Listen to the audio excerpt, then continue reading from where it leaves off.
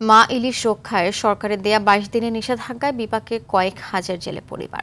নিষেধাজ্ঞা চলাকালীন সরকারি অনুদান পাচ্ছেন না অনেক জেলে, যারা পাচ্ছেন প্রয়োজনের তুলনায় সামান্য বলছেন অনেকেই। এদিকে ভারতীয় জেলেদের মাছ শিকারের নিষেধাজ্ঞা বাংলাদেশের আগেই শেষ হবে, এতে ইলিশের প্রজনন ব্যাহত হওয়ার কথা বলছেন বিশেষজ্ঞরা। বাগেরহাট, কিশোরগঞ্জে ভৈরব ও পটুয়াখালী প্রতিনিধির পাঠানো তথ্যচিত্রে বিস্তারিত জানাচ্ছেন সাকিব আল হাসান।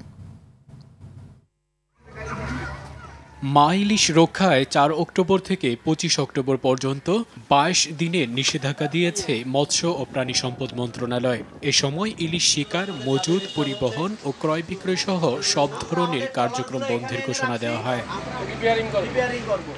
নিষেধাজ্ঞার সময় সরকারি অনুদান হিসেবে প্রত্যেক জেলেকে ২৫ কেজি চাল দেওয়ার কথা থাকলেও অনেকে তা পাচ্ছে না বলে অভিযোগ ভৈরব ও পটুয়াখালীর অনেক জেলের। কিচ্ছু পাইনি আমরা, ওর পাই না, কিচ্ছু পাই না। চাল পাত কন সরকারি একটা অনুদান পাই না।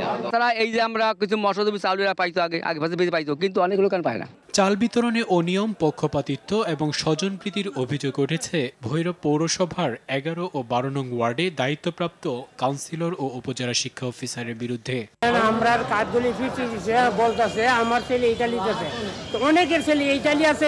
সবার সামনে কথা বলে এবং প্রকৃত জেলে কিনা সেটা নিশ্চিত হয়ে আমি দিয়েছি। যেখানে যেখানে জেলেরা বলেছে প্রকৃত জেলে না, সেগুলো আমরা বাদ দিয়েছি। এদিকে ৪ অক্টোবর থেকে শুরু হওয়া নিষেধাজ্ঞা ২৪ অক্টোবর পর্যন্ত চালু থাকলেও প্রতিবেশী দেশ ভারতের নিষেধাজ্ঞা শেষ হচ্ছে ১২ অক্টোবর। এতে ভারতীয় জেলেরা মাছ শিকারে নামলে মা ইলিশের নিরাপদ প্রজনন ব্যাহত হতে পারে বলে মনে করছেন অনেক বিশেষজ্ঞ।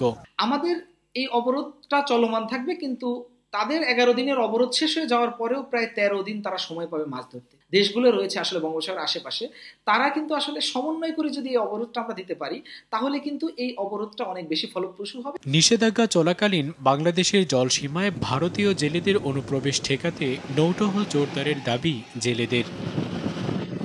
সাকিব আল হাসান, RTV।